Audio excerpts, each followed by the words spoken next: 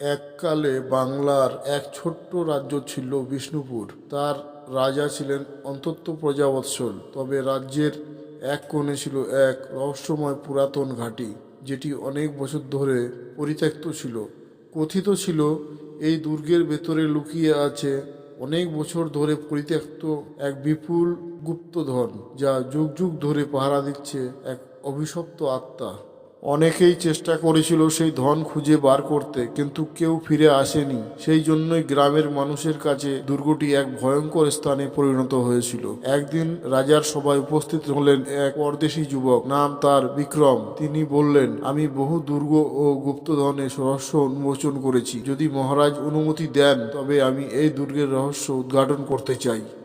রাজা প্রথমে রাজি হননি, কারণ তিনি জানতেন এই দুর্গের ভিতর প্রবেশ করা মানেই মৃত্যুকে আহ্বান করা। কিন্তু বিক্রমের সাহস ও আত্মবিশ্বাস দেখে রাজা শেষমেশ অনুমতি দিলেন। বিক্রম হাতে নিলেন তার তলোয়ার ও একটি প্রদীপ, আর পা বাড়ালেন সেই ভয়ঙ্কর দুর্গের দিকে। রাত গভীর হতে না হতেই তিনি পৌঁছালেন দুর্গের প্রধান ফটকে। সেখানে পাথরের গায়ে লেখা ছিল কি অদ্ভুত লিপি, যা তিনি বুঝতে পারলেন যে লোভী সে ধ্বংস হবে, যে নির্ভীক সে পথ খুঁজে পাবে। বিক্রম ধীরে ধীরে ভেতরে প্রবেশ করলেন। দুর্গের ভেতরটা ছিল অন্ধকারময়, ধুলো ও জালের আস্তরণে ভরা।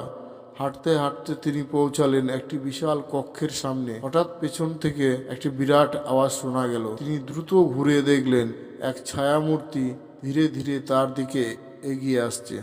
মূর্তিটি বলল, তুমি কেন এসেছো? তুমি কি জানো না যে এখানে যে আসে সে আর ফিরে যেতে পারে না?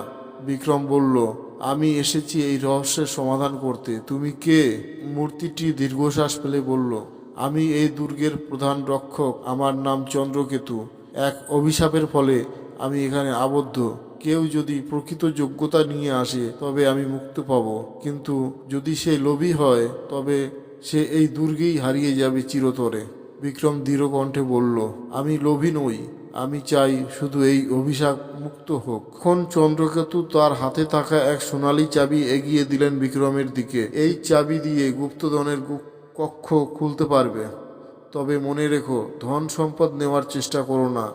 শুধু একটা বস্তু বের করে আনো যা সত্যিকারের মূল্যবান। বিক্রম ধীরে ধীরে দরজা খুললেন। চোখ ধাঁধানো আলোয় তিনি দেখলেন সোনা রূপোর পাহাড়, দামি মণিমুক্ত, প্রাচীন রত্নখচিত অস্ত্রশস্ত্র। কিন্তু সেসব ছাড়িয়ে তার চোখে পড়ল এক পুরনো তামার পুঁথির উপর। তিনি বুঝলেন এটাই প্রকৃত মূল্যবান, কারণ ধন সম্পদের থেকে জ্ঞান অনেক বড়। তিনি সেই পুঁথি হাতে নিয়ে বেরিয়ে এলেন। চন্দ্রকেতু তখন হাসলেন, তুমি যোগ্য ব্যক্তি। আজ আমি মুক্ত পেলাম। মুহূর্তেই সে এক আলোয় বিলীন হয়ে গেল। বিক্রম রাজসভায় ফিরে এসে সেই পুঁথি রাজাকে দিলেন। পুঁথিতে লেখা ছিল রাজ্যের হারিয়ে যাওয়া ইতিহাস, রাজ্যের উন্নতির গোপন সূত্র। রাজা অত্যন্ত খুশি হলেন, বিক্রমকে পুরস্কৃত করলেন। সেই রাতের পর থেকে দুর্গের অভিশাপ কেটে গেল।